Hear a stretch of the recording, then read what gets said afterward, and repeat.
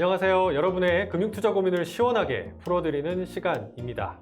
오늘은 서로 다른 상황에 두 시청자 사연을 함께 들어보고 그분들께 적합한 TDF를 추천해 드리겠습니다. 네, 오늘 사연을 통해서 내 상황에는 어떤 TDF가 맞을까라는 질문에 답을 드려보도록 할게요. 첫 번째 사연입니다. 저는 20대 후반 사회 초년생입니다.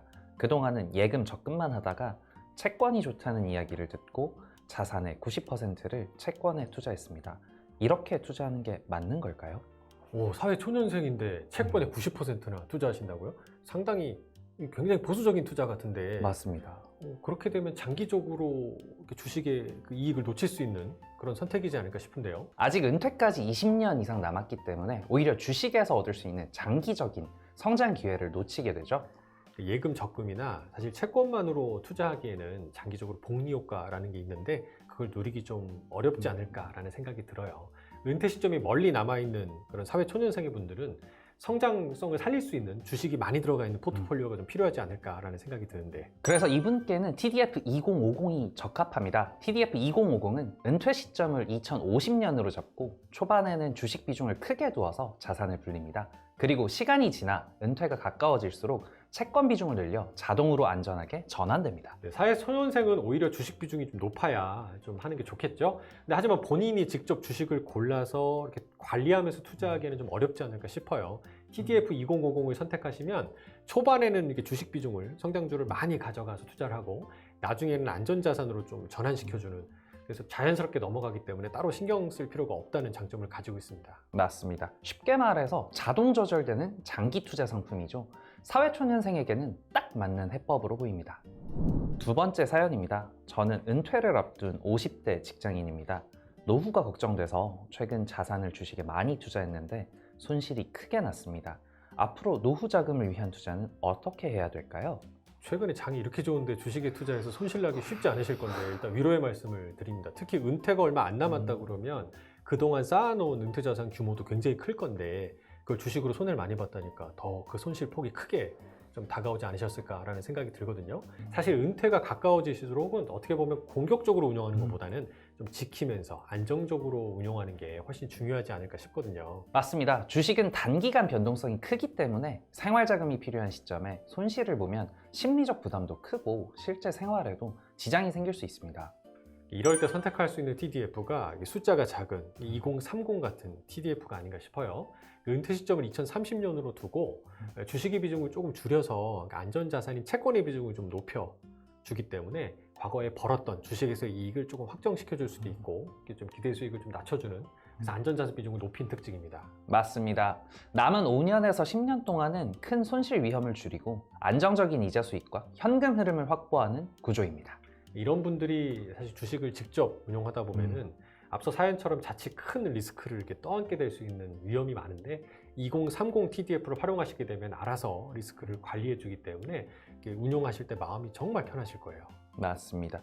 오늘은 사회초년생의 고민과 은퇴 직전 직장인의 고민 두 가지 사례를 통해 TDF 2050과 TDF 2030을 추천해드렸습니다.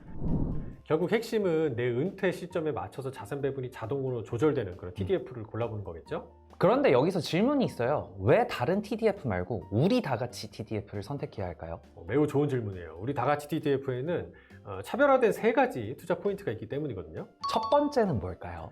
네, 우리 자산운용의 최고 자산운용 전문가들을 모아서 자산 배분위원회를 연 다음에 그 전문가분들이 글로벌 시장을 분석한 다음에 어떤 거시경제 전망을 수립하고요.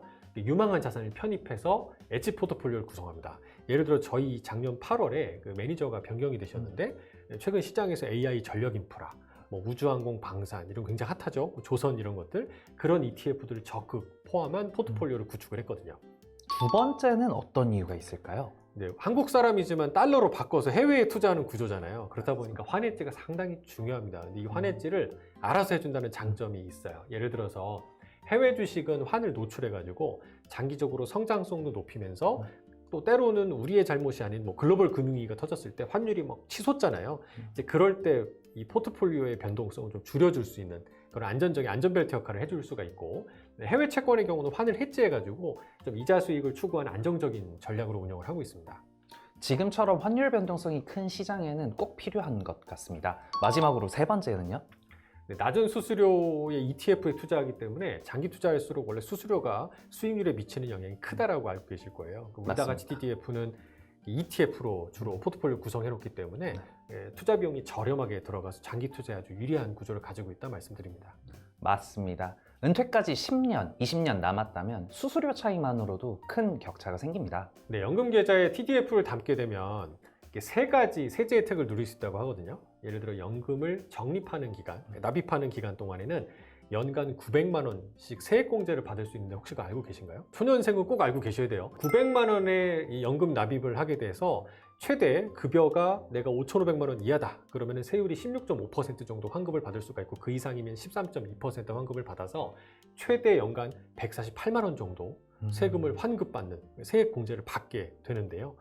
그 첫 번째 세액공제 효과만 있는 것이 아니라 환급받은 그 세금을 연금 계좌에서 다시 투자를 해서 굴리게 되면은 이제 복리 효과가 더 커지게 됩니다. 맞습니다. 연금 자산도 더 크게 늘어나겠죠. 이 두 번째 복리 효과로 끝이 아니에요. 마지막 그 형성된 연금 자산을 인출한다고 했을 때 55세 이후에 인출하게 되면은 내 연령에 따라서 5.5%에서 80세 이후가 되면 3.3%까지 낮은 연금 소득세율로 과세가 되기 때문에 절세에도 굉장히 유리한 장점을 가지고 있어요. 맞습니다. 세액공제와 복리 그리고 과세 이연까지 정말 중요한 부분인 것 같습니다. 이 TDF에 붙어있는 숫자가 은퇴 연도잖아요.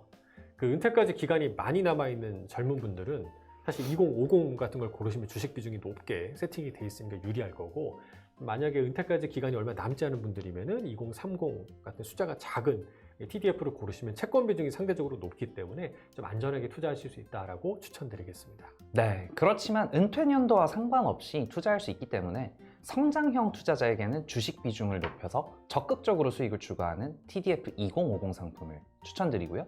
원금 손실에 불안한 마음이 크신 안정형 투자자분들께는 주식보다 채권과 안전자산 비중이 더 높은 TDF 2030을 추천드립니다. 여러분도 본인의 성향에 맞는 TDF를 찾아 편안한 은퇴 준비 시작해보세요.